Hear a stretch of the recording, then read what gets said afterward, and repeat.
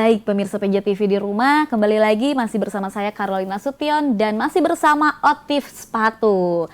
Nih, pada segmen tadi, ini segmen pertama Kang, Akang sudah membicarakan tentang program pemerintah nih. Bisa dijelaskan mungkin apakah ada bantuan-bantuan dari pemerintah untuk Akang di bidang KUKM ini? Atau mungkin seperti apa? Silakan. Jawabnya jujur atau? Jujur nih, jujur-jujuran aja, tidak apa-apa. Saya tuh kurang paham juga ya sebenarnya pemerintah tuh bikin program apa ke UMKM gitu ya. Betul.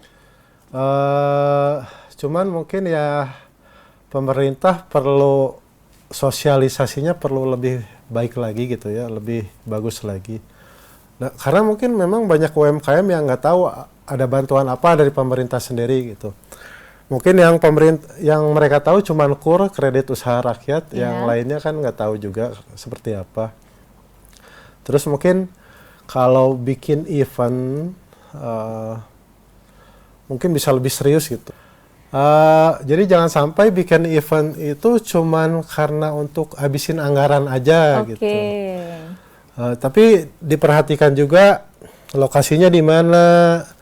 Terus audiensnya digiring untuk datang, untuk bisa hadir gitu. Jadi si UMKM juga senang gitu kan ketika yang datang banyak. Betul. Terus exposure-nya bagus gitu. Jadi pasti kebantu banget. Jadi mudah-mudahan pemerintah bisa kayak gitu. Jadi bisa terjun langsung ya, melihat ke bawahnya seperti apa, ke lapangannya seperti apa. Betul. Dan untuk harapannya nih, harapan dari Akang, untuk pemerintah sendiri? Harapannya, selain tadi bisa terjun langsung, terus ngadain event-eventnya yang lebih bagus lagi. Harapannya mah tentu birokrasi dipermudah. Jadi yang usaha tuh bisa makin dipermudah birokrasinya, dibantu juga permodalannya itu bagus, dibantu juga exposure-nya, event-eventnya. Selebihnya mungkin bisa lihat pemerintah Cina tuh, itu bagus banget cara mendukung UMKM-nya tuh di sana tuh. Bahkan mereka tuh dibimbing dari UMKM sampai level yang tertinggi, multinasional iya. gitu. Betul. Jadi memang peran pemerintah itu perlu banget. Perlu banget ya, oke. Dan untuk Otif sendiri nih, apakah sudah mengikuti event-event? Beberapa kali pernah. Pernah ya. Dan yang dibawa nih untuk jenis sepatu apa dari Otif sendiri untuk mengikuti event-event itu, Kang? Cuman dulu udah lama banget nih sebelum pandemi sih. Oke, sekarang belum. Belum. Next lah ke depannya ya, bisa bergabung lagi. Dan untuk yang di depan sini nih, selain yang di depan, mungkin Akang ada model-model yang lain nih dari Otif sendiri. Bisa dijelaskan mungkin ada model apa aja yang dikeluarin dari brand Otif ini? Di kita tuh sebenarnya ada 3 model ya. Jadi ada sepatu boots, ada sepatu sneakers juga, ada sepatu kerja. Cuman siap. Jadi 1 tahun terakhir tuh sebenarnya saya tuh 2 tahun terakhir mungkin ya. Jadi 2 tahun terakhir tuh saya lihat pergeseran sedikit ya. Jadi ternyata yang kerja itu mereka udah terlalu bosan gitu pakai sepatu pantofel. Iya, resmi banget gitu ya Kang ya kelihatannya. Terlalu formal gitu. Jadi mereka tuh pengen yang ya sepatunya tetap formal, kelihatan formal, tapi tetap casual juga gitu. Misal kayak ini nih. Jadi dia mengkilap hitamnya, formalnya tetap ada gitu. Ada. Cuman yang nggak formal banget gitu. Jadi ternyata 2 tahun ke belakang setelah pandemi itu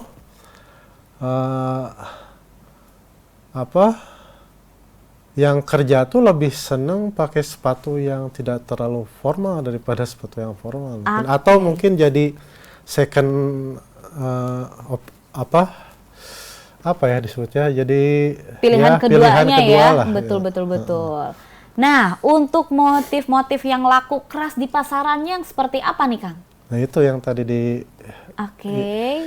yang kayak gini yang laku tuh, jadi yang nggak formal banget tapi nggak Tapi ke santai formal juga banget masuk gitu. ya, Iya. santai pun bisa. Oke. Dan untuk proses menciptakan model-modelnya nih Kang, apakah dari Akang sendiri atau mungkin ada dari teman atau dari yang lain?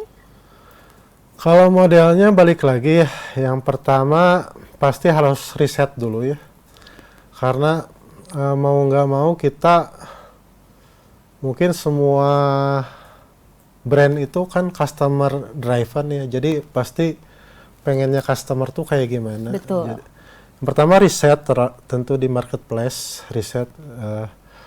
Setelah riset, selain di marketplace ada juga di Google Trend. Nah, habis dari Google Trend kita cari modelnya di Pinterest, biasanya gitu tahapannya kalau UMKM ya. Ya. Karena kan mereka rata-rata belum punya produk desainer sendiri biasanya. Betul. Nah, dari situ proses itu baru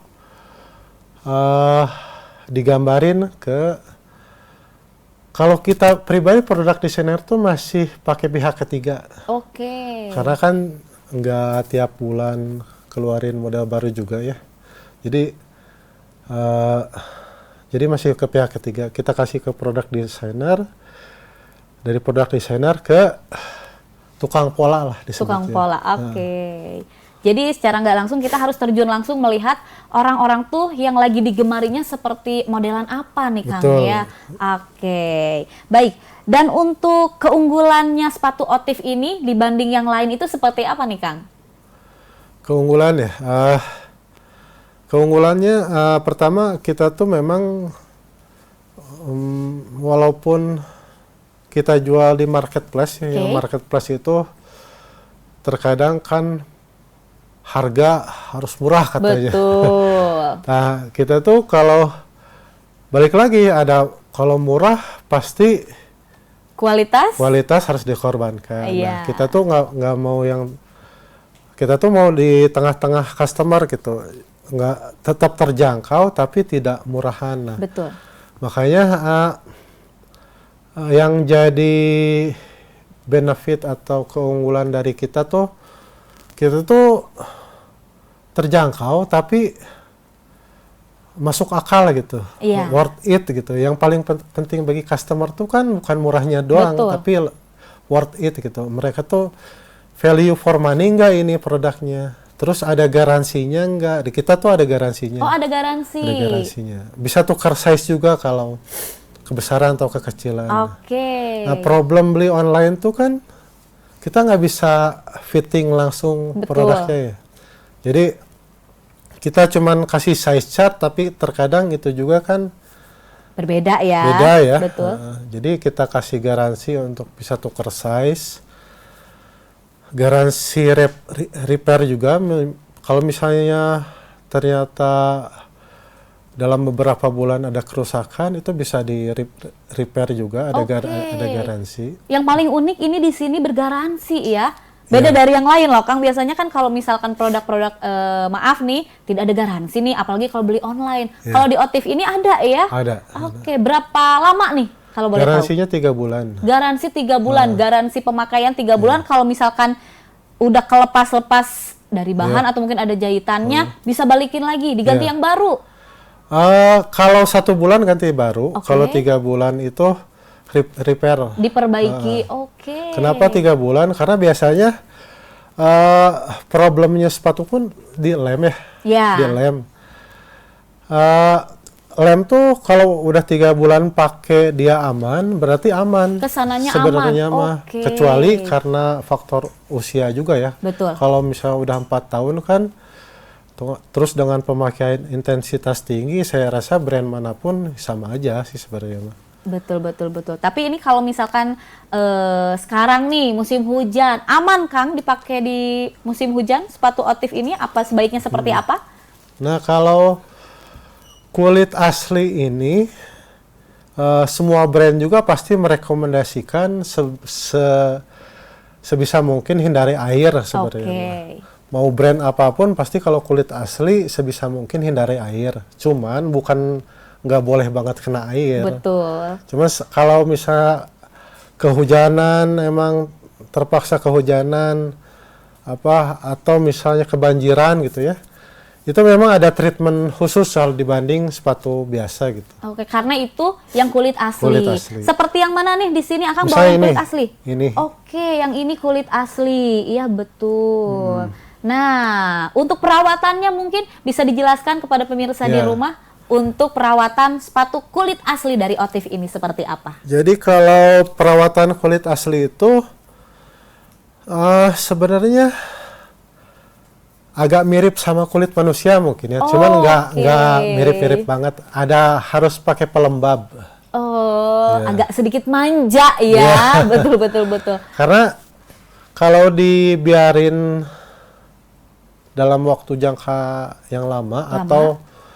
atau kena sinar matahari langsung terus-terusan, itu bisa kering juga. Oh. Nah, jadi harus pakai pelembab. Kalau di sepatu kulit tuh namanya mink oil. Jadi kayak balsam gitu. Oh, ada oil khususnya kah? Kayak balsam. Oke. Jadi supaya dia lembab, pertama dia melembabkan produknya, mencegah jamur juga. Betul. Karena kulit asli itu bisa jamuran. Kalau di tempat tertentu yang lembab tuh bisa jamuran juga. Disimpannya ya pada tempat-tempat tertentu jamuran. Ya, Oke. mencegah jamur.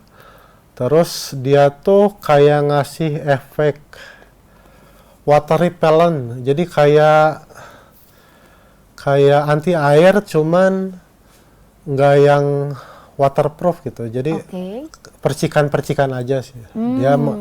Dia bisa melindungi dari percikan-percikan air gitu. Siap.